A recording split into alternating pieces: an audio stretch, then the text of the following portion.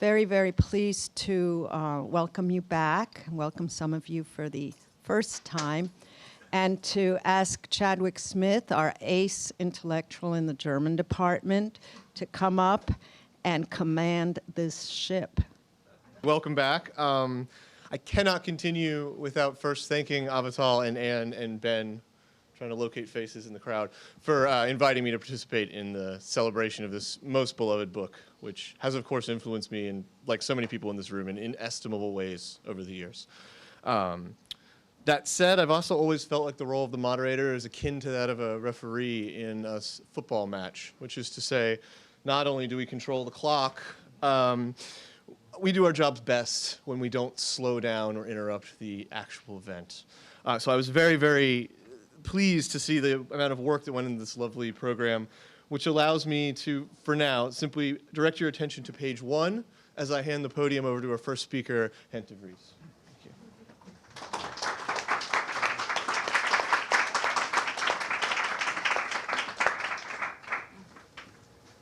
Good afternoon.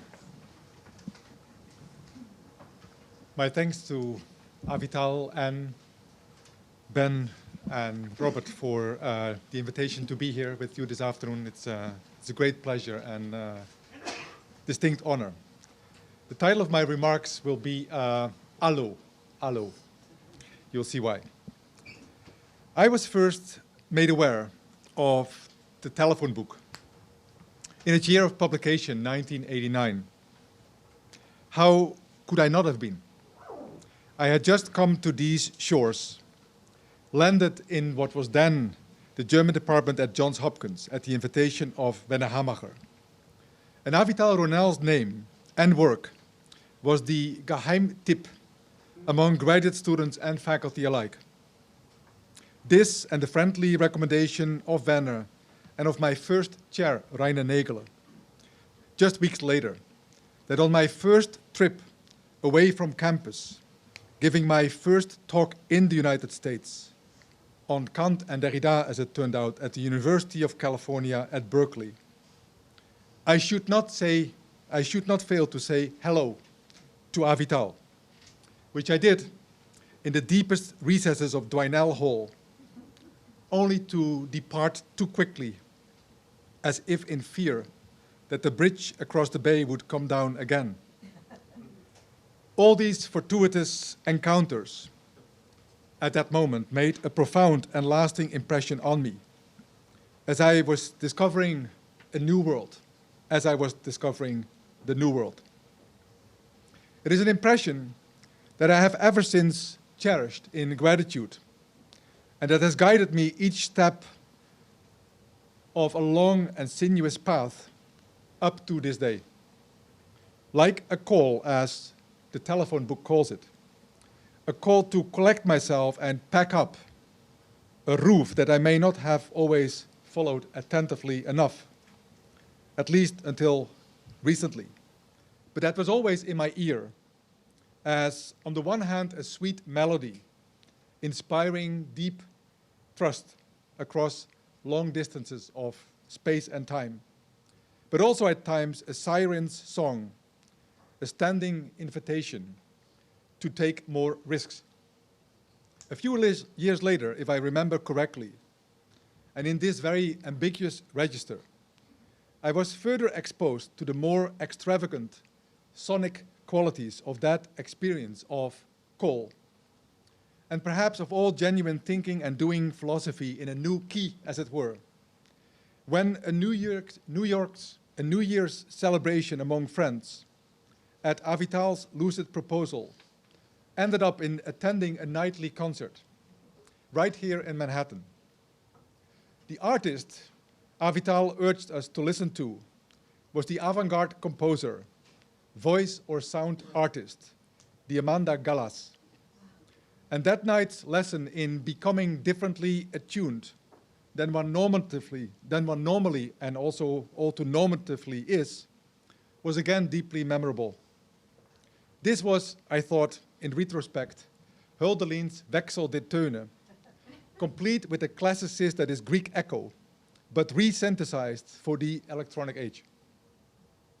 However, it was much, much later almost 10 years after the publication of the book, that in a collaborative project and a set of workshops co-organized in France with Samuel Weber and inspired by Derrida's Foi et Savoir, Faith and Knowledge, devoted to the topic of religion and media, I briefly referenced the telephone book, proper, if hardly head-on, let alone adequately.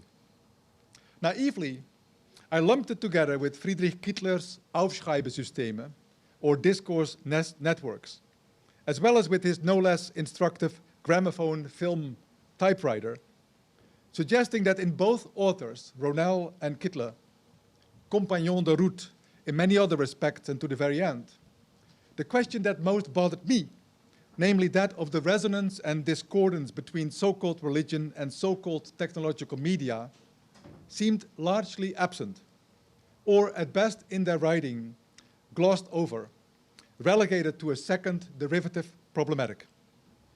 The rise of new media and the apparent re-emergence of religion as a public or global phenomenon. In Derrida's idiom of those days, the faith of technoscience and the technology of belief seemed not to be brought in these writings into a single perspective, or even be seen as much of a problem at all. Or so I thought. But at least in the case of the telephone book, that was a mistake. That only my subsequent and more thorough rereading of this work, a magnum opus if ever there was one, soon made me painfully realize. And further attempts to keep up with the ever-expansive oeuvre that stood upon this book's shoulders, or even more bravely, started all over anew, from yet another surprising and even more daring angle, quite literally hammered down the point. Namely that in taking the telephone and similar devices as a, quote, synecdoche of technology, end of quote, and indeed as, quote again, a provisional object, end of quote, Avital had opened a whole new venue and vista of thought, and one that I better soon make my own. After all, what else could studying global religion in an age of new technological media possibly mean than to measure the virtual distance that now had to be traveled by these immemorial, age-old calls? I quickly understood that what the telephone book offered was nothing less than a complete phenomenology, not indeed of religion in its present-day format, but of the system, archive, and apparatus of calling, of Ruf and Beruf or Berufung, as Max Weber with Martin Luther would have said, but also of missed, close, and of collect calls, without whose use and abuse religion could quite literally not make itself heard. Let's say incarnate and disincarnate, phenomenalize and disseminate, or rather diffuse itself at all, for good and for ill.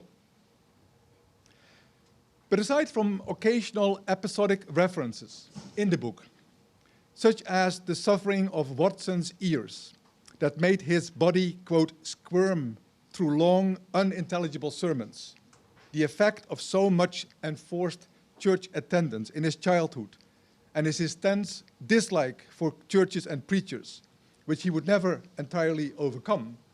This is a quote from page 240 of the book. Religion does not centrally figure in the telephone book. Technology is now our synecdoche of, well, religion, or at the very least, the sight and telephonic, as well as televisual, and by now increasingly mobile medium to look for it. Let me give just one example. On this and the other side of the receiver, it was Emmanuel Levinas's voice and his French accentuated hello, that seemed to encapsulate the alpha and omega of this philosopher's phenomenological thinking. Allo, I would venture, is in his writings and in his work the sum total, but also the contracted minimal telegumenon of his concepts of revelation, no less than those of messianicity, of eschatology, and even later, of his adoption and adaptation of the Christian motif of kenosis. And as Avital reminded us yesterday, Levinas is one of the unmentioned, unheard, and nonetheless strangely present absent voices in the telephone book. And lest we forget, at least sonically, allo summons, if not renders, the Greek word for other, namely allos, which is perhaps why Jacques Derrida felt justified in taking it as one of the connotations of the syntagma, the word or phrase adieu, in the sense of the upper German greeting, Grüß Gott, that is the contracted formula for as grüße dich Gott, as grüße euch Gott. That the telephone, that technology greets while saying adieu, that is, that it addresses an other while or perhaps even in saying farewell, as this second moment is never far off. This and nothing else is its religious element, its religious impetus. That is how it gets religion. Were it not for Avital's The Telephone Book, would Derrida, in his book Adieu to Emmanuel Levinas, have zoomed in on this elementary beginning and interruption of speech, both human and more? You may recall the passage in question, and I'll cite it in extenso. Here's Derrida. If the relation to the other presupposes an infinite separation, an infinite interruption where the face appears, what happens? Where and to whom does it happen? When an other interruption comes at death to hollow out even more infinitely this first separation, a rending interruption at the heart of interruption itself. I, Derrida continues, cannot speak of interruption without recalling, like many among you, no doubt, the anxiety of interruption I could feel in Emmanuel Levinas, when on the telephone, for example, he seemed at each moment to fear being cut off, to fear the silence or disappearance, the without response of the other, to whom he called out and held on with an allo, allo between each sentence, sometimes even in mid-sentence, end of quote. Was Levinas a media theorist in his own right, as Amit Pinchevsky suggests with some plausibility? Or does Derrida here merely invoke the telephone as an, quote, example, that is, as a synecdoche for the very medium and increasingly technology of speech, electric or other? And is there not something terrifyingly and hilariously schizophrenic in assuming, in the very act of speaking and hearing, that the other has suddenly dropped off the surface of the world, otherwise shared? Why would one single or reiterated allo, allo, allo, not suffice? Does one not telephone with those present and living who, unless they left uncanny, posthumous messages, are presumed neither absent nor dead? Nothing is simple here, and I would suggest that the telephone book makes us see, feel, hear, and understand why. I received one such telephone call by Levinas in the summer of 1989 in Paris, and immediately registered the strange allo, not making all too much of it. I probably did blame my accent. And when more than 10 years later, Neil Hertz welcomed me back to Johns Hopkins, requesting that I comment on a text that a regular guest at the Humanities Center, namely Jacques Derrida, was about to present there, that very week, it was Adieu to Emmanuel Levinas. The passage just cited moved me to tears. There is a little analyzed or understood quasi-atomistic, indeed occasionalist physics and techniques underlying Levinas's universe, which Avital, I would surmise, has prepared us to analyze. In it, hearing, like seeing, can be cut off in every instant. And if not randomly or at defined will, then at least potentially, or rather virtually, precisely because, as Derrida rightly saw, our very openness and hospitality towards the other, towards each and every other, towards all others as totally other, risks the best and worst with one and the same gesture. Marcel Proust, in yet another telephone passage other than the one invoked in the telephone book, the one that speaks about his phone call, the phone call of Marcel with his grandmother, makes this, I think, strikingly clear. Yet I have no time to discuss this passage with you, and therefore conclude on a different note. What I take away from Avital's exacting thought in the telephone book is an experience, and I would venture a spirited, if not spiritual exercise, whose stakes could not be higher. In fact, I believe that the thought that the telephone book invites us to follow and calls upon has acquired an even greater urgency than it had at the time of its first publication. Like the postal system of which Derrida spoke, the telephony of voices and switchboards has no doubt undergone dramatic changes. And theory, like the Hegelian owl of Minerva, is hastening to catch up, keep pace, and spread its wings further, aimed at and beyond the technological powers that be. I think we can consider ourselves lucky, I would say blessed, that we can do so well prepared. At 25, and still being read and hotly debated, a book is, by all standards, a classic, a trusted guide in what are otherwise increasingly darkening times.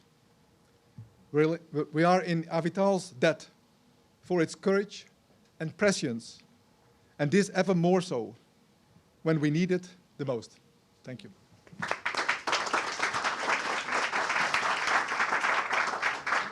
We are actually going to stay on page 1 as I bid you to welcome the next speaker in the second session, Lydia, please. I have my copy of this book, which I purchased in the University Press bookstore at Berkeley when Avital and I were colleagues. Briefly, even though she officially joined in NYU later, right? She had been commuting back and forth, so it was sort of a long-distance relationship. We have this very strange connectedness and disconnectedness. You know, for many years, the connectedness, of course, is through this book.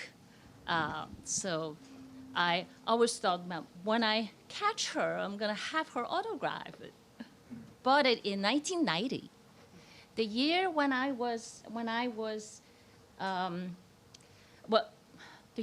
joined the Department of Comparative Literature at UC Berkeley, which was my first job position. And Avital was already a senior colleague.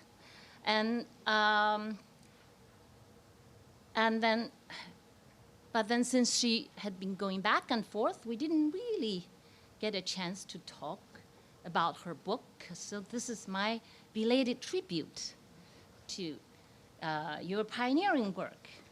And I believe I'm among the many of the witnesses to the growing impact of this book over the past 25 years, an impact on many fields and disciplines: philosophy, literary theory, media studies, STS, and psychoanalysis. Yesterday, Avital mentioned just briefly her aversion to the conservative bent of her older colleagues in my department, former department. And so she basically avoided coming. And that, of course, also deprived the younger cohort of her colleagues of an opportunity and just to chat about her book. So we're making this up 24 years later. And I wrote my first book on translation theory. And at that time, and I believe in our own time too, translation studies had too many assumptions about language and communication. So I call it a communication model. There's this insistence on semantics at the expense of the book or print. And then there's also the hermeneutic model of translation, interpretation that goes after meaning, after meaning, after meaning, as if the promise of meaning or its withdrawal among languages was the only possible thing that could happen to translation or writing. And then, thirdly, exchange equivalences, incommensurables, things like that, that people talk about in translation studies.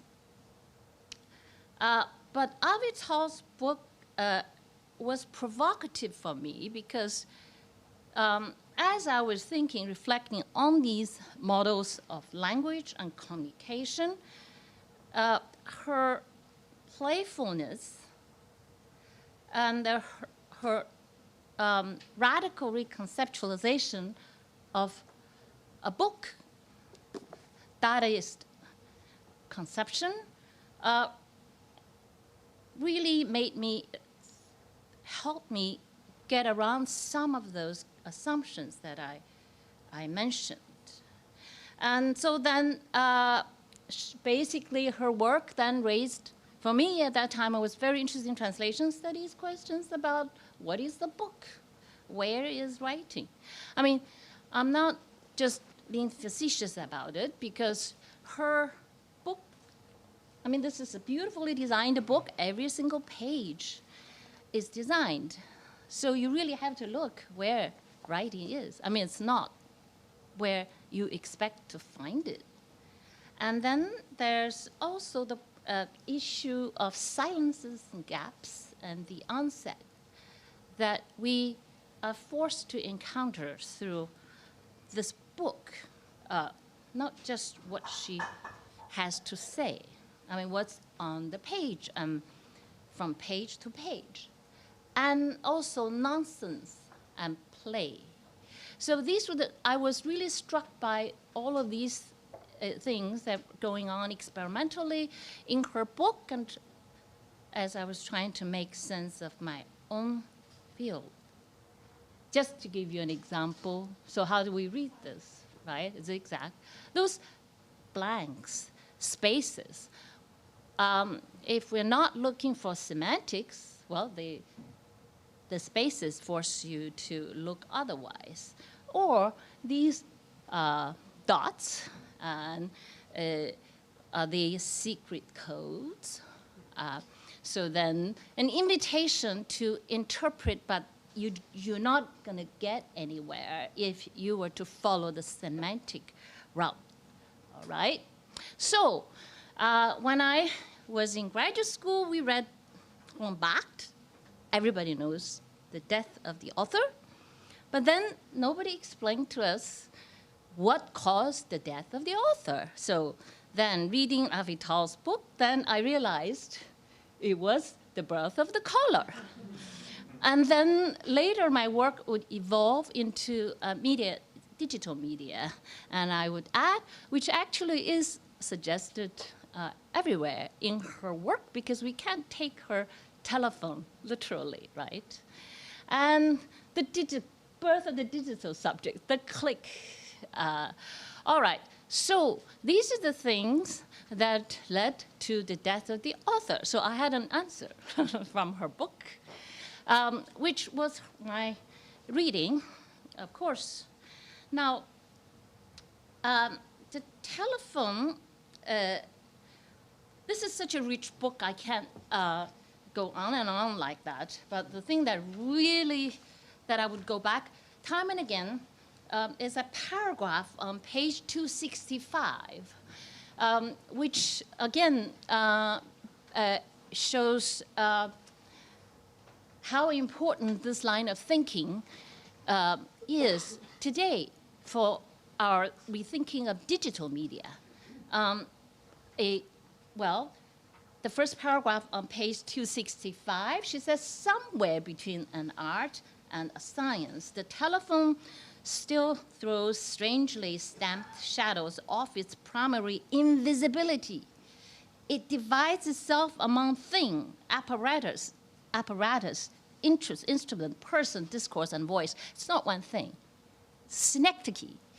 It points in many directions. And, or rather, as a moment into ontotechnology, does it not perhaps offer itself precisely as a nothing? So that by putting off access to itself, abstaining or interdicting itself, it might thereby come closer to being something or someone. The telephone coils us around its own lack of assumption if one understands by this the stranglehold by which it affirms the impossibility of acceding to its proper significance. Those of us who studied structuralism or post-structuralism, we know what this is pointing to. Significance, meaning. And then this last sentence, noise machines, schizoleash, war zone shots in the dark. Lovers' discourse of phantomic conference call.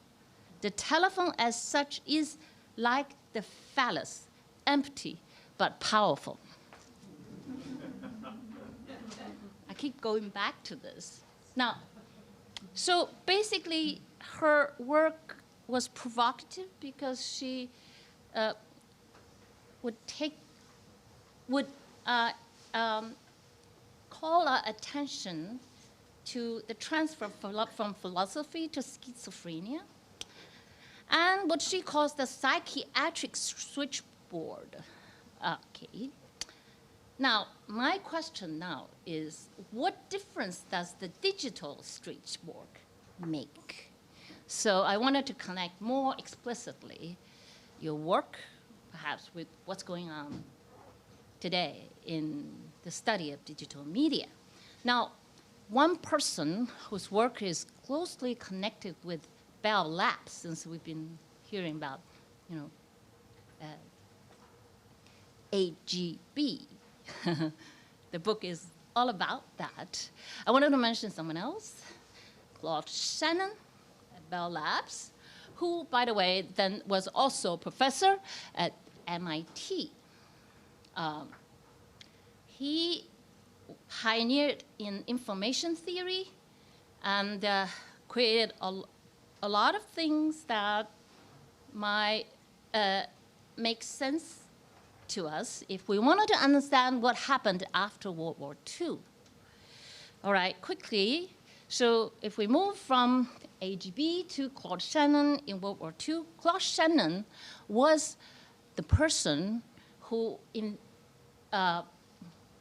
authored Project X during the war, when he worked on this encrypted telephone line for the government, so that the heads of state, Britain and United States, could talk on the phone, making decisions about bombing, about whatever, ending of the war. So he was chiefly responsible for that.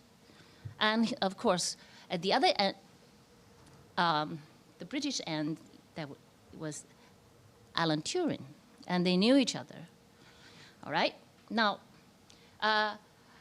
we won't go into the war stuff, but it's all in the background, all right? Just like Avital's book. If you know how to read it, it's about that. I wanted to go to experimental verse at Bell Labs, because I wanted to reflect on what we mean, or what Hollenbach meant by the death of the author. And I'm going to give you some samples of that. And I also will make a connection with cybernetics, which was centrally concerned with the relationship between machine and mind.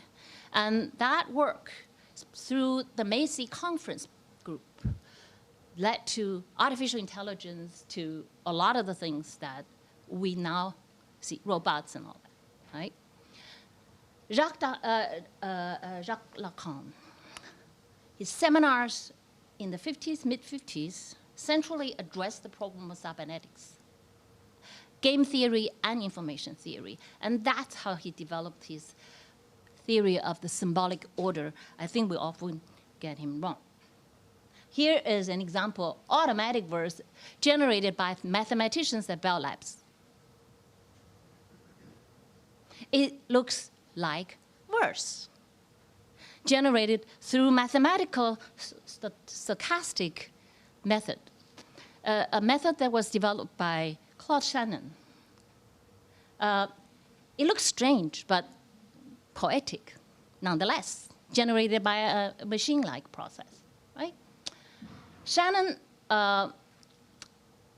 did a lot of work like that. He treated the stochastic properties of printed English as if there was an unconscious psychic mechanism governing the mind.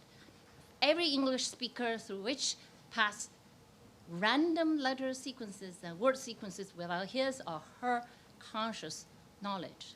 So that's how he proceeded. Now, simple processing in information theory was very central. Printed English, I discussed it in my book, The Freudian Robot, so I won't go more into it. In this printed English, which Shannon developed, which is, by the way, in all digital machines you use, all the internet and computers, 27-letter English alphabet, which codes space, right? So Avital's book already visually demonstrates, the importance of spacing. Some of the technicalities can take forever, but I just wanted to mention two important concepts. Redundancy. An example for Shannon would be Basic English, which was an earlier project invented by Cambridge linguist Ogden. And entropy. Examples that Shannon used was from Finnegan's Wake. Okay, this is from this book. If you're curious, you can check. He worked with examples of redundancy in which a limited number of letters would be repeated the pattern to generate the pattern. Okay, and if that gets too high, the threshold too high, then there's very little information because you can expect the same pattern to come up again and again. Whereas entropy, in the case of Finnegan's Wake, could give you surprises, and there's just a vast amount of information you don't know what to make of, right? So a mathematician working with a literary text, so that really, when I was doing this research, intrigued me. What was this literary text doing for this mathematician who was developing information theory? Now, going back to this automatic verse, and so this was generated out of the principle I just spoke about, all right? Now, I wanted to mention that this work was an international, involved international collaboration.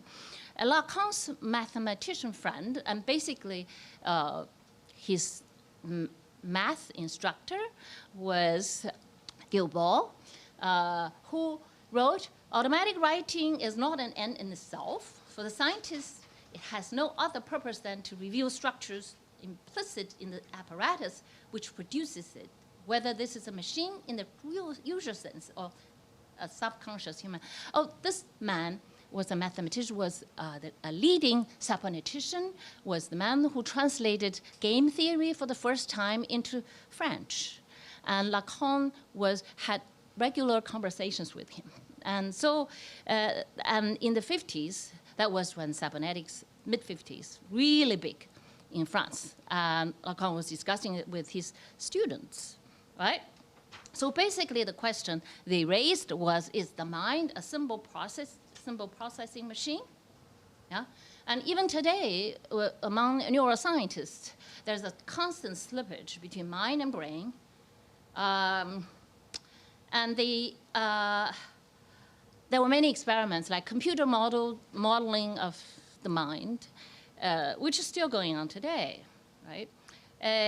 All right, quickly, Shannon did this experimental work to determine the stochastic, like chance dimensions of printed English. He would generate sequences which do not come to any meaningful sequences. And then he would use certain principles, giving spaces and probabilities like TH would come together more frequently than some of the other combinations, this principle, to determine exactly how the mind, a poet, would compose a verse.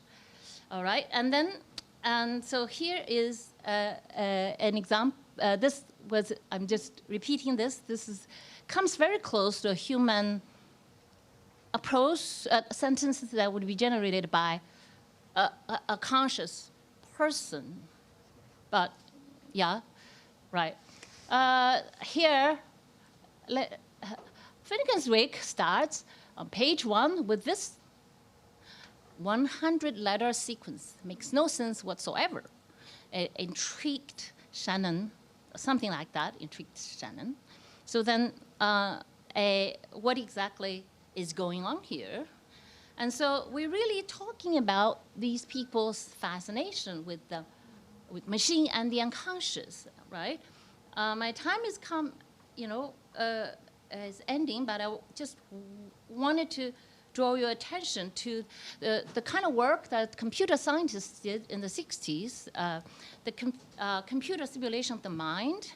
A very important person, Jewish scientist at MIT, did a thing called ELIZA, and I'm going to, and then a very well-known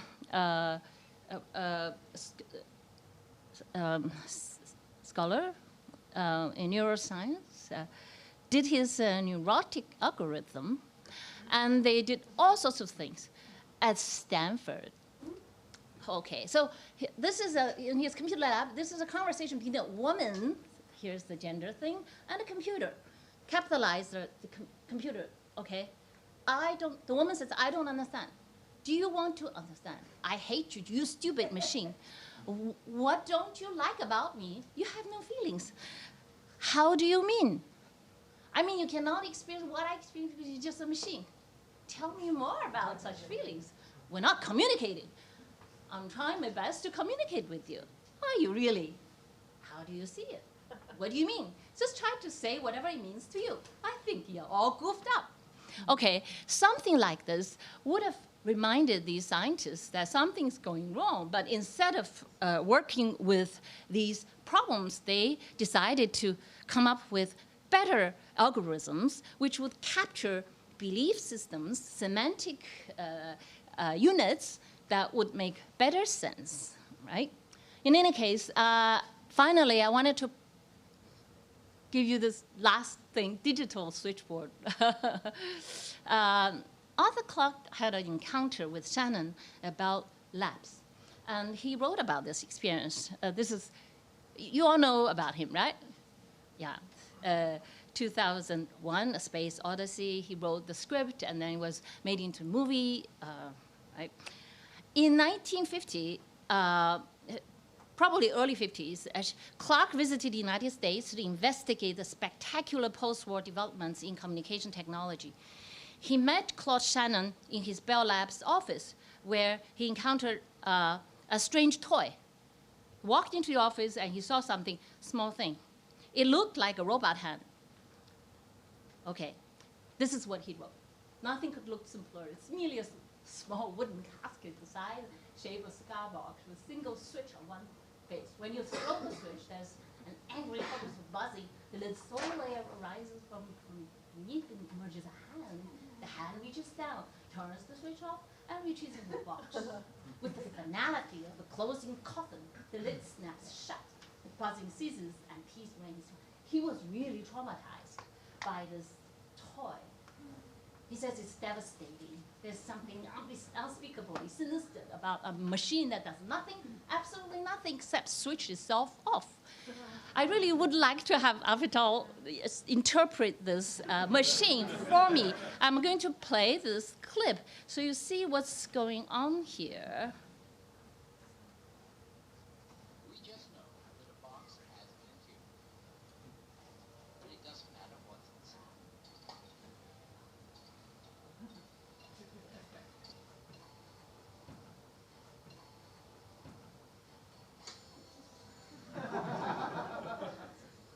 That's it.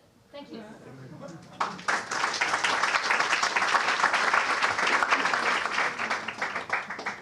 Welcome Elizabeth Weed to the stage to be our final speaker of this session. Thank you very much.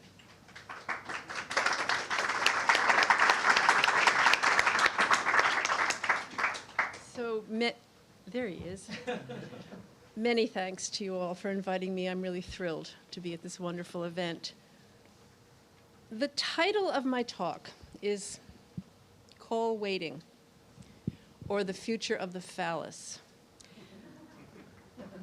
Avital Ronell tells us more than once in the telephone book that there is no knowing technology without taking the call, and that there is no guarantee that yesterday's call is identical to the one we received today. That is why we have had to plod through the endless weed garden, she writes. We cannot yet understand the question concerning technology except by answering its call. And yet, while the technological call may be the same, it is not identical with what has preceded it. Now, the call I am waiting for, the call about the future of the telephonic phallus, happens to be on the same circuit as the call I personally received from the telephone book. When I say that my relationship to the telephone book is personal, that the call I took was person to person, I am not making idle conference talk. The telephone book, with its technology, schizophrenia, and electric speech, has my number. By chance, as it were, the weed house I lived in as a child for about 18 years, I was an aged child, was wired from top to bottom, from the portrait of Thomas Edison at the top of the attic stairwell, to the basement from which there emanated endless nocturnal clicks and stops of Morse code. Clicks and stops fully audible in my first-floor bedroom situated directly above. Indeed, it so happens that the call from the telephone book engages my entire genealogy, that is to say, the paternal symbolic one. As an employee of Bell Labs, my father, along with his wife and 2 kids, were spliced into the Bell system. Ma Bell, the phallic big mother, also known as AT&T, still sends me checks today. Western Electric, one of Ma Bell's subsidiary relatives, also inhabited the New Jersey house, and like Ma Bell and all the others, still haunts me. It was eerie, if not surprising, to discover in my own Rhode Island basement this summer, along with mementos such as an invitation to Telephone's 100th birthday party, a packet of intimate correspondence addressed to me decades ago, tied up and entombed in an old Western Electric box. If my father was wired into the Bell system, the connection was made at an early age, before Ma Bell took him in. From boyhood, he was deeply moved by telecommunication, perhaps because, like the characters in the telephone book, he lost a father early on. From a young age, he was a ham or amateur radio operator, using Morse code to turn the transmission of electromagnetic waves into messages, ham radio having been developed around the same time as the telephone. And from a young age, he was a member of the Radio Club of America, and later the Telephone Pioneers of America, the organization that founded the Bell monopoly in 1911. This is all to say that by the time I lived in the weed house, the current between Edison in the attic and Morse in the basement flowed freely, free of any relay switches to control power surges.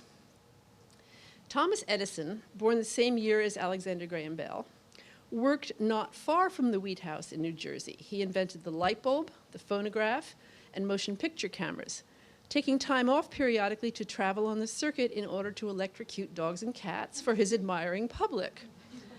Of course, he was famously able to combine vocation and avocation when he actually got to film his electrocution of Topsy the elephant in 1903.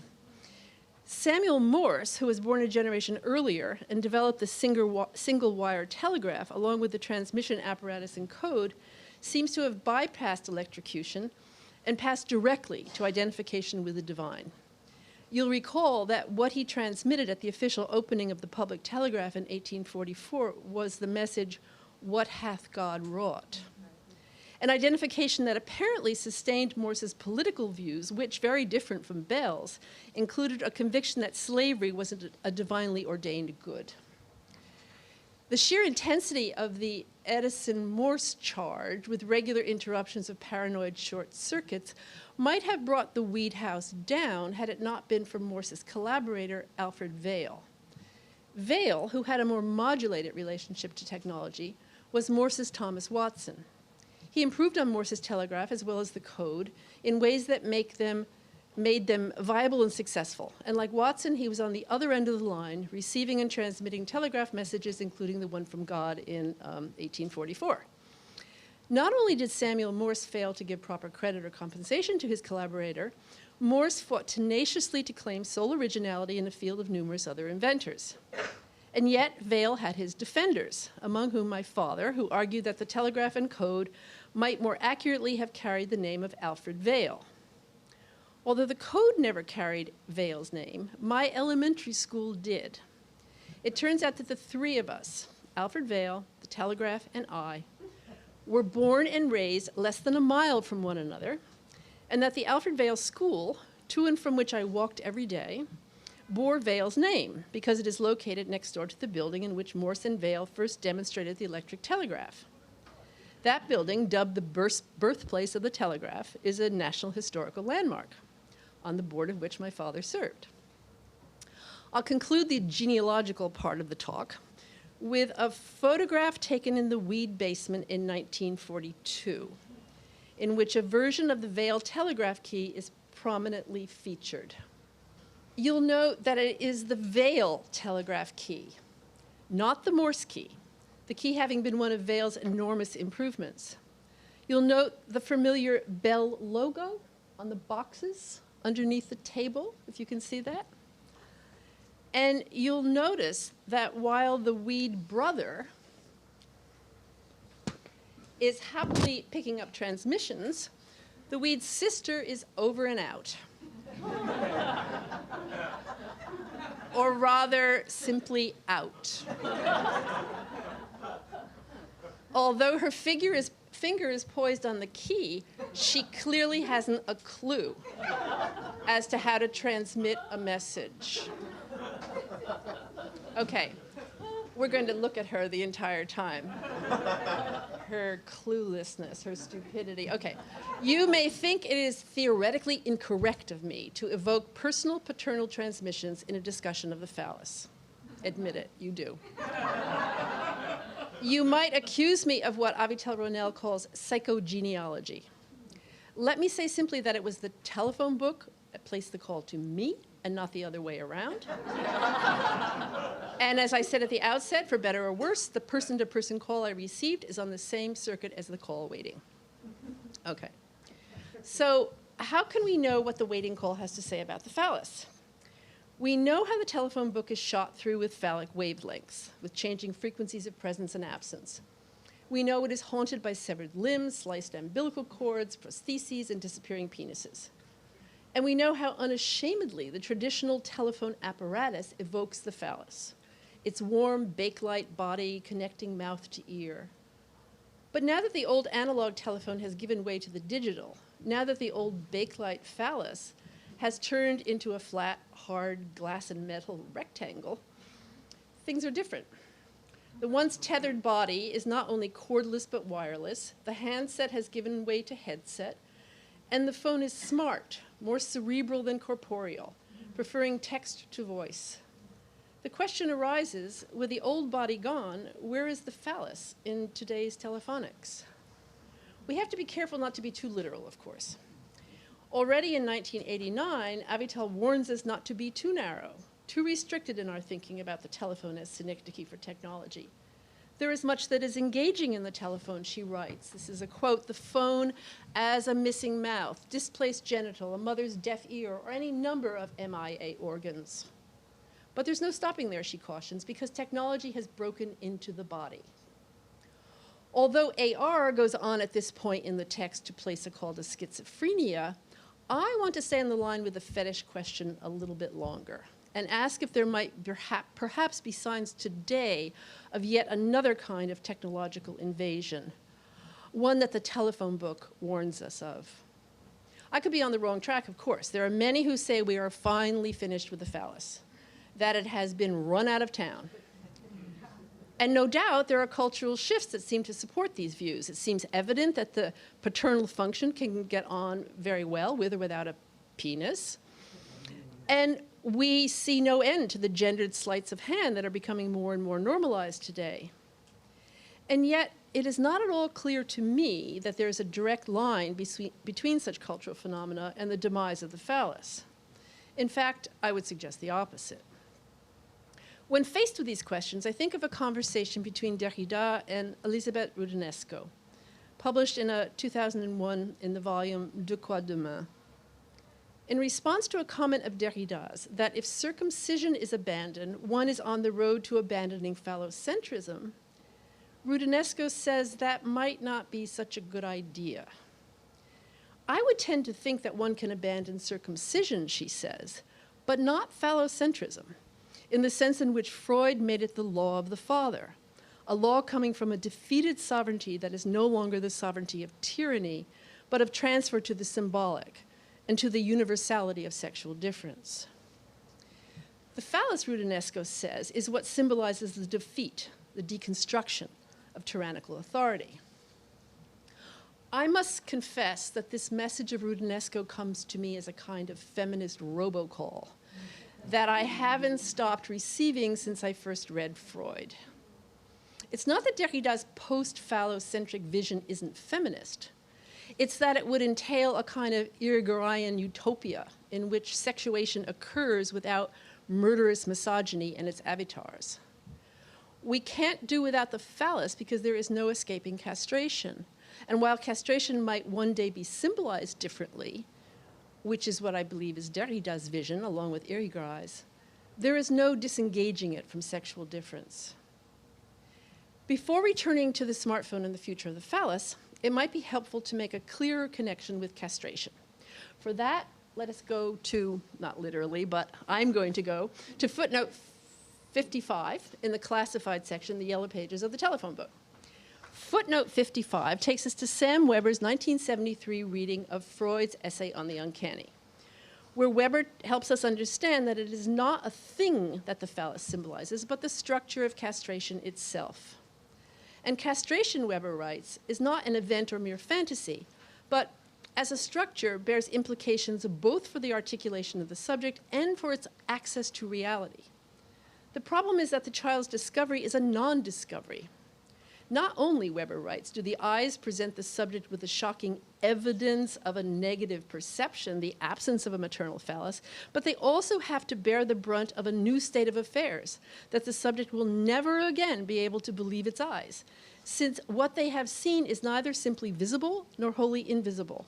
What is involved here, he goes on, is a restructuring of experience, including the relation of perception, in which the narcissistic categories of identity and presence are riven by a difference they can no longer subdue or command. It is thus, Weber says, that castration has no referent but itself, ushering in the undecidability of signification and the unknowability of sexual difference. With no definitive answers forthcoming, with no escape from eternal repetition and interpretation, there is nothing for the subject to do but to assume castration or not. Before turning to the or not, I have an aside. This is going to be shocking to you, I think, Avital. I have to tell you that the telephone book has its own problem with castration. And maybe the press can account for this. The famous footnote 55 on castration and the uncanny is found on pages 425 to 26 in the yellow pages. But if you look in the white pages for the number 55, it's not there. The number that tells you when to move from white to yellow, it's not there. Not in my edition. There is a number 54 on page 97 and a number 56 on page 99, but no 55 anywhere. The footnote about castration. You can look as much as you want, you can refuse to believe your eyes, but there is no escaping that while busily signifying in the yellow pages, 55 is missing from the body of the text. Oh, we meant to do that. I told this to a colleague and she said, "Do you think Avital really meant that?" And then she said, "No, even Avital's not that smart." But whatever. It was a little secret until I found it. This little clueless one. Yeah. It only took, like 70 whatever years, yes. So where are we on the question of the smart phallus? As we know, there are various ways to deal with castration. Other than becoming a woman and getting it over with, and even that doesn't get you off the hook, the most successful way is fetishism. The fetish allows for the disavowal of the perceptual crisis castration brings on. In providing a substitute for the maternal phallus, it allows the subject to identify both with the mother and with the phallus, thus making for a happy fetishist. The old analog telephone provided something of this magic. Hanging on the wall, Avital writes, and placed on a desk, it functions like a family picture, a crucifix, or another partially tranquilized fetish. But what about today? If we haven't escaped castration, even the women among us, in these technologically exuberant times, does the telephone still serve our fetishistic needs? Following what I learned in the telephone book, I want to say yes. But to suggest that today's phone, being smart, works in different ways, and that these differences may well make it both more tranquilizing and more anxiety-producing.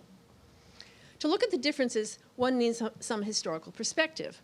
In his 1973 essay, Sam Weber cautions against ontologizing castration without considering its relation to historical formations, in particular to capital. So let us briefly telegraph in Marx's analysis of the commodity form, which he sees as a cell form of capital. You will remember Marx saying that the commodity appears to be a very trivial thing and easily understood, but that upon analysis, one discovers that it is in reality a very queer thing. To evoke its queerness, Marx uses the figure of the fetish, the name early mercantile traders gave to what they believed to be objects of worship among West African peoples. You'll remember that for Marx, the capitalist commodity, like the fetish, takes on magical properties, not because of what it is, but because of what it does, how it produces its value. And you will remember the warm and woolly coat that Marx uses to illustrate how the fetishistic magic works. In the capitalist mode of production, the value of a coat comes not from its warm, woolly nature, but from how much labor time goes into making it. Such labor time is, of course, the abstraction of flesh and blood labor into the average amount of time required for industrial production. It is thus that the market value of the coat as commodity is equivalent to the labor time required to make it, and that the equivalence is expressed through the commodity form of money. Okay. It is not, therefore, the woolly warmth that determines the coat's value, but another commodity. And here's where the fetish magic comes in. The commodity coat presents itself, Marx says, just as if its value, its price, emanated from its warm, woolly nature. There's a kind of double displacement at work. The relationship between the commodity coat and the commodity money is made possible by the exploitation of labor, an exploitative relationship that is hidden in the exchange of one commodity for another. But, and here's the second displacement, that relationship between things does not proclaim itself as such. On the market, it seems as if the coat's value, its cost, has to do with the use value of its woolly warmth. If commodities could speak, Marx writes, they would say that our use value may interest men, but it does not belong to us as objects. We relate to each other merely as exchange values. Although it's almost 150 years since the publication of Capital, and although current finance and global capitalism are a good deal more complicated than the industrial economy of Marx's time, the fundamental logic of capital as expressed by the primitive commodity form remains the same. However, and this is significant, our relationship to it does not. In 1867, the capitalist form of value was a recent enough phenomenon that it could pass itself off as pre-capitalist, as if the commodity coat's value emanated from its warmth. And for decades, critics worked to warn us against such trickery. But that was a long time ago. Today, we need to be reminded not that the commodity has a magical secret, but why commodity fetishism was once considered magical. As consumers, we view the commodity fetish much as the sexual subject views his fetish.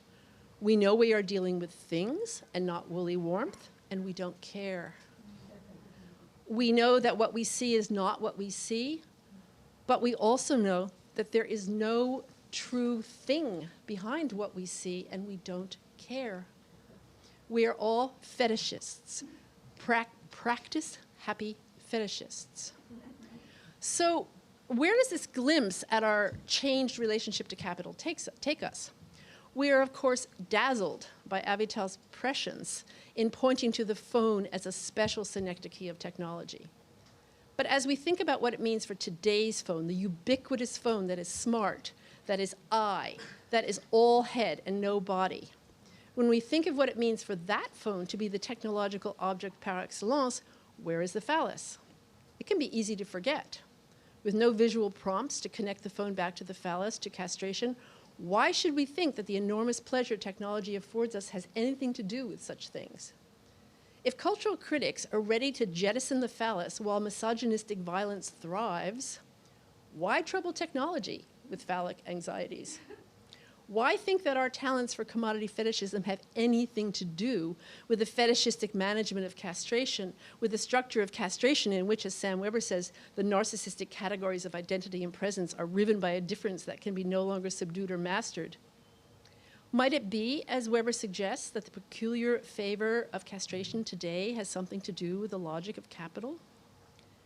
As we look to ways to think about the current technological invasion and about its relation to late capitalism, a phallic recall might be just what we need. But then again, who knows? Perhaps there's no end to call waiting. Stay on the line. Reread the telephone book.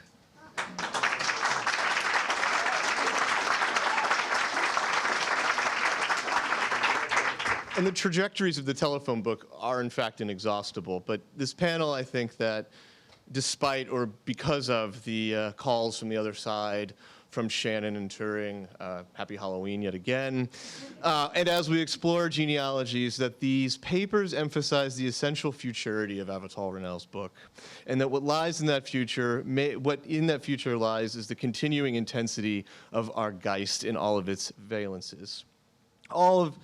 And the telephone book, in fact, prepares the way. This is, in fact, what Hent de Vries proposes when he says that it prepares us for what is to come in a world increasingly structured by spectral telephony. And at that point, I might want to dispute the idea that only one of the telephone books contains a survival guide. So, yeah.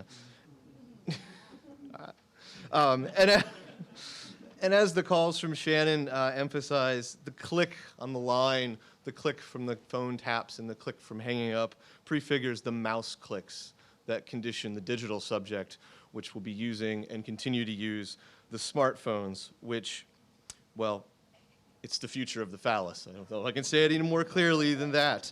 As Elizabeth Weed points out, we do not yet understand the coming technology except by answering the call on these new phones. It is the future of the phallus in the commodity of the iPhone, the future of castration. I believe there's an app for that. And I had a little flourish at the end, but I actually don't think I can end any better than saying to stay on the line and continue talking about the telephone book now. So I open it up to questions. Thank you for the great panel. My question is actually to Hent de Vries. You mentioned the anxiety of being cut off while on the phone, fear of the silence on the part of the other. That reminds me of also the question of death and witnessing death. And I was thinking of this literally in terms of cases of disaster where the only connection remains a phone connection. If you think about, say, a submarine and a crew that's looking at a certain death, and they insist, both parties insist on staying on the line, and that becomes a kind of witnessing, but also not fully, because you're there and you're not fully there. I was wondering what you thought of. There is a scene, I think, in one of the television series that we're all watching. I think it's the Swedish-Danish The Bridge, where one of the agents has ended up in a contaminated space and stays on the phone with the agent outside of the room. And what engages is a very clinical discussion as to how many minutes exactly she has to live, and where it will start to hurt first, and so on and so forth. And there's something strangely, perversely consoling in that very brutality. But what I think the Levinasian episode, as it is picked up by Derrida, signals is that you know, the structural ambiguity of all technology, of all communication, right?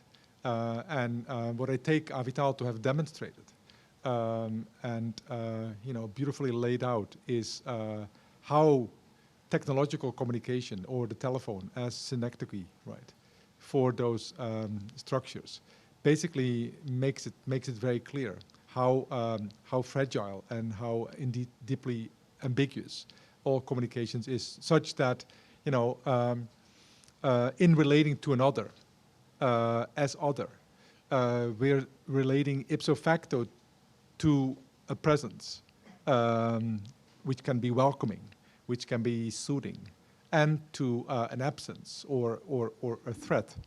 And I think that the allo or allo in Levinas's idiom somehow exemplifies something deeply structural about language and experience, right? It's the whole logic and paradox of the adieu, the fact that as we speak with the first, you know, utterance, as it were, we address another, and not just any other.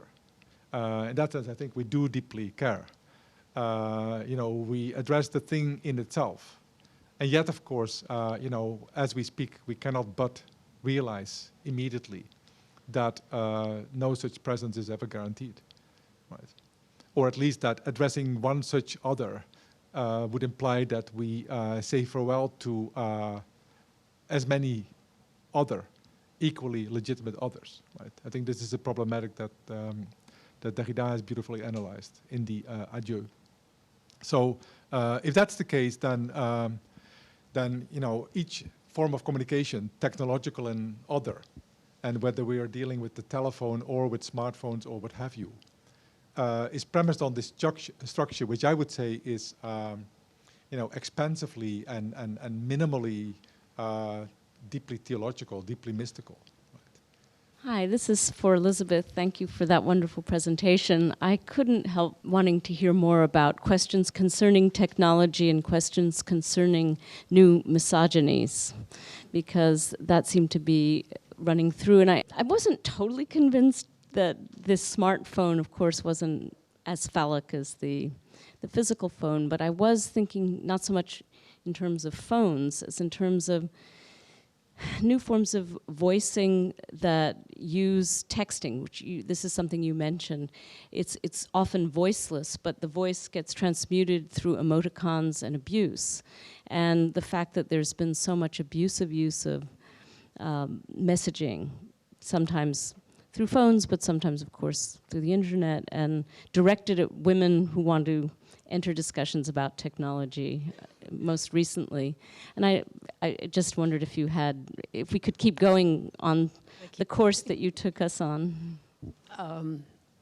You kept going very beautifully. I mean, yes, I agree. The phallus is alive and well, and more than alive and well, it's thriving in contemporary technology, as is fetishism and so forth.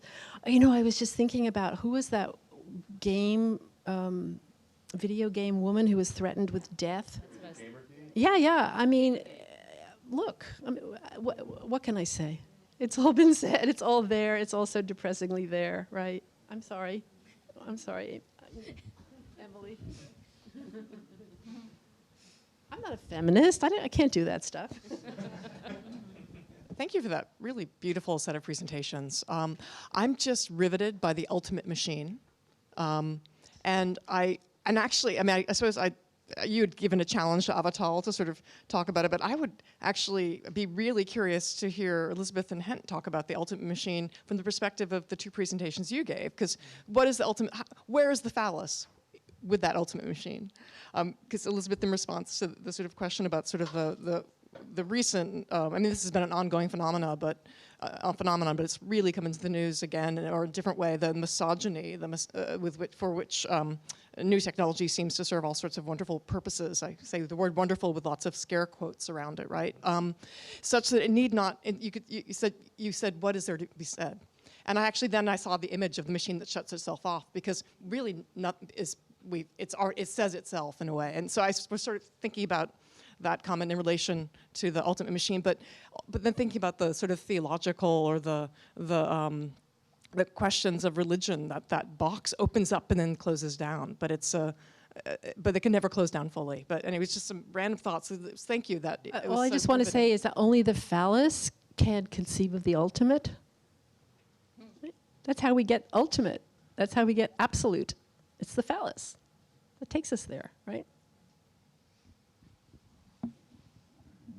Yeah, maybe in just one word. I don't know whether it's response to your question, but I'm increasingly tempted to somehow let technologies and discourses on technology, and that includes everything that goes on in the cognitive sciences and new forms of naturalism, materialism. Just let these things run their course, and not respond as philosophers who other than scientists think, as Heidegger thought. Insist on domains of reality that somehow escape, right? And even by retreating more and more and more. So I was deeply moved by a dialogue between the philosopher phenomenologist Paul Ricoeur and Jean-Pierre Changeux, who was one of the pioneers of neurobiology in the Collège de France. And there's a little booklet which is Ce qui fait nous penser, what makes us think. And basically, I think what is a brilliant move, Ricoeur ultimately says that even at the level of total description in terms of mechanistic, causal, algorithmic terms, there's always a way in which we can take any other phenomenon in another way. So Ricoeur does not say, well, no matter what the scientists or cognitivists claim, there's always a piece of reality that escapes. That's a losing strategy. He basically says that even if the description is complete, then another assessment may still be possible. And the only way I can formalize that is that what Ricoeur advocates is something like a dual aspect theory of one reality. So, we're done with metaphysical dualisms, and there's no domain of freedom and spirit or spirituality that, would elude nature or the natural sciences and its allies in, increasingly in the humanities even. But there's always, a dual vision possible. And actually that ties in with the notion of schizophrenia. There's a beautiful set of lectures that a Palestinian philosopher, Sari Nusseibeh, gave, 10 lectures at Harvard, where he speaks about history having come to a full closure, such that it is only describable in terms of imminence and of war. And that's just what there is. And yet, miraculously, and this is something what medieval Islamic theologians would have seen, we can adopt some sort of a occasionalist principle, which allows an interruption of that interruption, as it were. And he appeals to the only response to mass psychosis, which would be the history and imminence and war having become omnipresent, right, and omnipotent. The only response to this mass psychosis is a benign form of madness, like a good crazy, right, and another form of schizophrenia.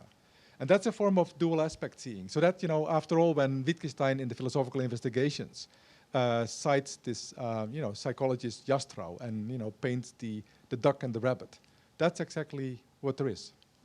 each phenomenon, no matter what, presents itself as having these two features. And one is not reducible to the other.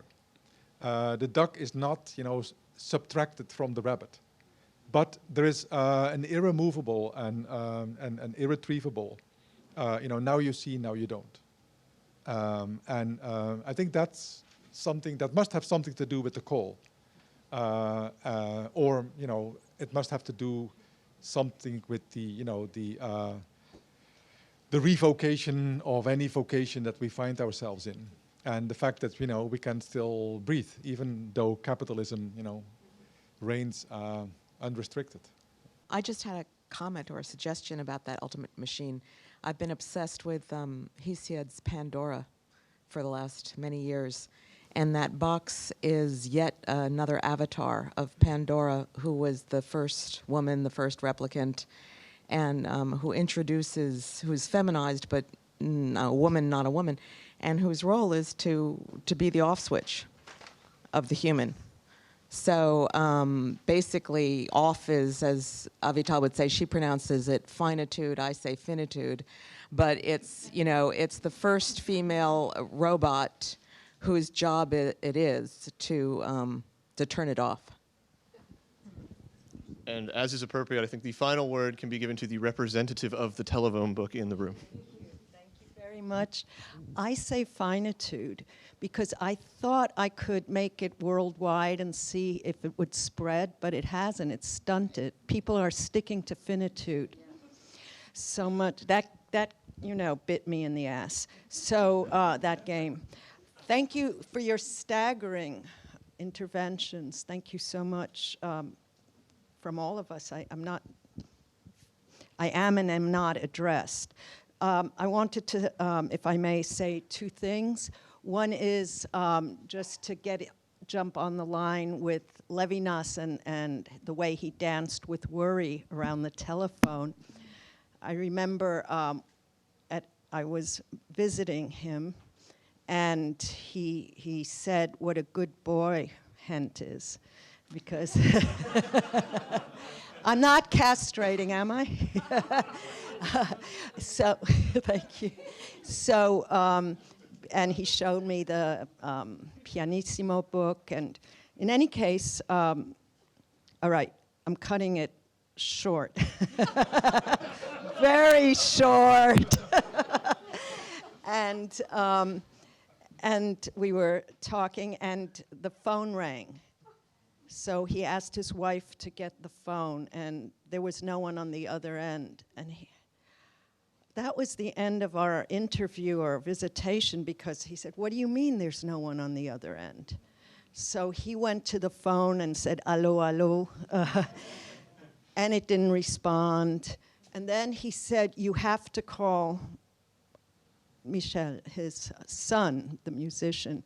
So she had to circuit all around Paris to find him. He was practicing piano in a studio, had to be hauled out. And the question was, "Did you try to call us?"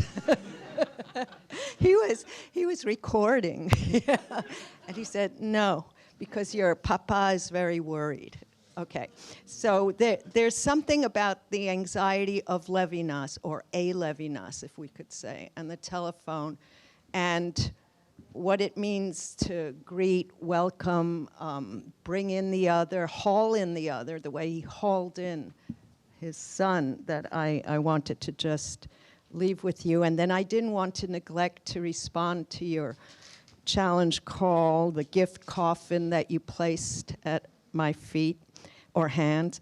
And if we had time and we had the inclination, we would try to jam and workshop this together, all of us, and try to think what that coffin gift that you said freaked him out at in the Bell Labs as well, because it is such a phantasmatic, aporetic deposit in the, and one wants to take seriously the terrible anxiety and phobia that it seems to have provoked, and yet the fetishistic decision to maintain it, I don't know if you said on his desk or where, what the scenographer, on his desk. So this is almost like Goethe keeping Schiller's skull on his desk. I mean, one keeps something on one's desk that one is trying to incorporate or mourn but can't get rid of and is phobically arrested by. But it's also when I said aporetic, that it also enacts perhaps the impossible dream of technology that would have an off switch. But to the extent that it might turn itself off, that would be extremely monstrous, and that's what a Frankenstein monster has to learn to do after reading Werther. On his complete reading list, there's Werther, and the monster goes, whoa, okay, that's a translation. Why does this guy, Werther, put an end to his life and embrace finitude?